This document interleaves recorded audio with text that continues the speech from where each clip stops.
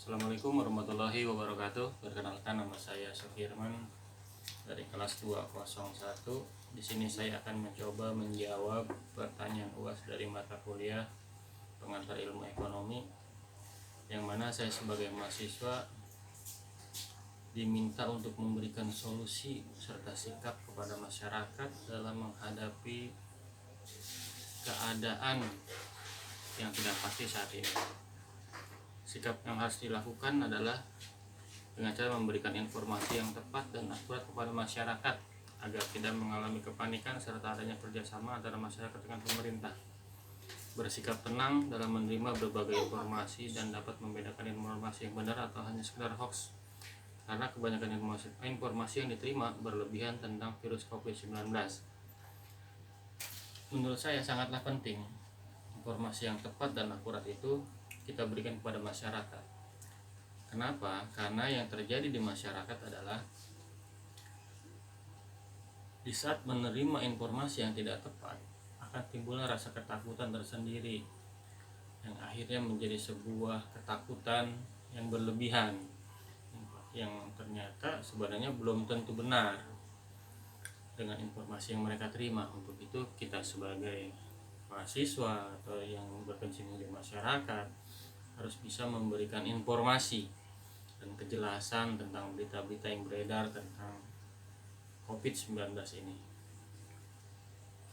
Di samping itu juga penyebaran virus COVID-19 agar tidak menyebar luas harus adanya kerjasama antara pemerintah dengan masyarakat, yaitu harus bisa melakukan dan menerapkan pola hidup sehat dan bersih dengan cara menjaga kebersihan, menjaga kesehatan, mencuci tangan, menggunakan hand sanitizer, menjaga jarak, menghindari kerumunan, dan mengurangi bepergian kalau memang tidak ada yang sifatnya sangat penting atau sangat urgent.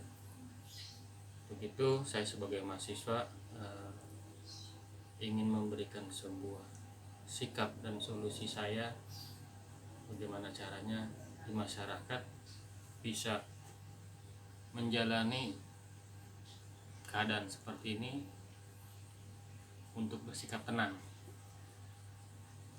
Yang kedua adalah solusi bagi pihak UMKM dalam menghadapi kondisi seperti ini, itu bisa dengan cara yang pertama, dengan memanfaatkan media sosial sebagai saluran utama untuk pemasaran, mengatur keuangan secara optimal baik dalam hal pembelian bahan untuk usaha ataupun pembayaran kepada mitra kita.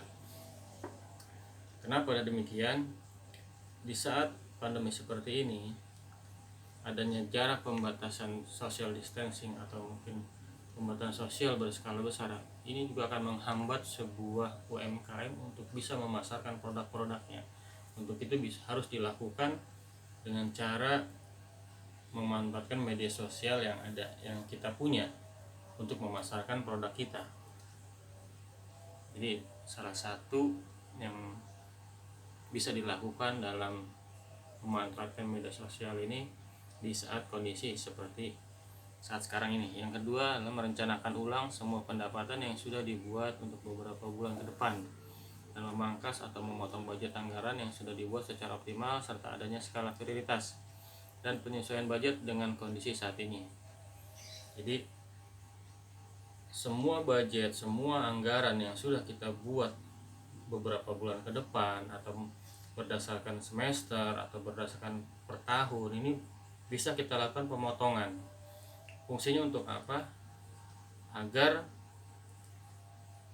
operasional yang memang akan dilakukan beberapa bulan ke depannya kita bisa hitung, kita pangkas budgetnya untuk hal-hal yang bisa kita lakukan di saat-saat seperti ini, dengan cara yaitu memberikan skala prioritas dan penyesuaian budget agar bisa dapat memenuhi operasional UMKM secara lebih baik untuk kedepannya. Dan yang ketiga adalah adanya cek kontrol dalam setiap kegiatan yang dilakukan agar penjualan dan pengeluaran serta operasional dapat lebih terrealisasi dengan baik. Tujuannya adalah jangan sampai pengeluaran ataupun penjualan yang kita lakukan serta cek kontrol barang yang kita punya ini akan tidak sama, karena pastinya dengan kondisi seperti ini pengeluaran akan lebih banyak, pembelian pun saya pikir akan semakin berkurang, karena berkurangnya konsumen yang akan melakukan sebuah transaksi ini dikarenakan pembatasan sosial ini. Maka untuk itu solusi bagi pihak UMKM adalah adanya cek kontrol dalam setiap kegiatan ataupun menginventori barang-barang yang kita punya. Demikianlah salah beberapa solusi yang bisa saya sampaikan bagi pihak UMKM. Untuk itu, jika ada yang kurang dan salah saya mohon maaf. Demikian dari saya. Assalamualaikum warahmatullahi wabarakatuh.